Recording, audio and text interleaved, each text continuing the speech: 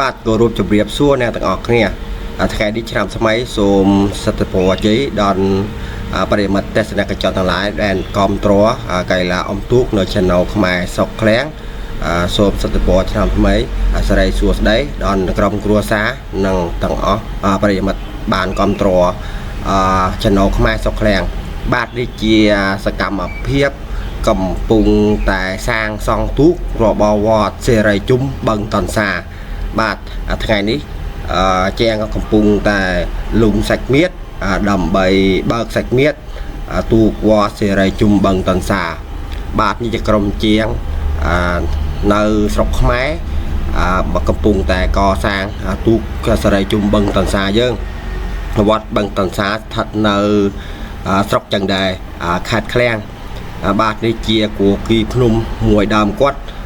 ដើម្បីធ្វើទូកសេរីជុំបឹងតនសាយើងក៏ឃើញថាបត្តបរស័ក្តិនិងចំណងជើងវត្តបឹងតនសាមានការសាមគ្គីគ្នា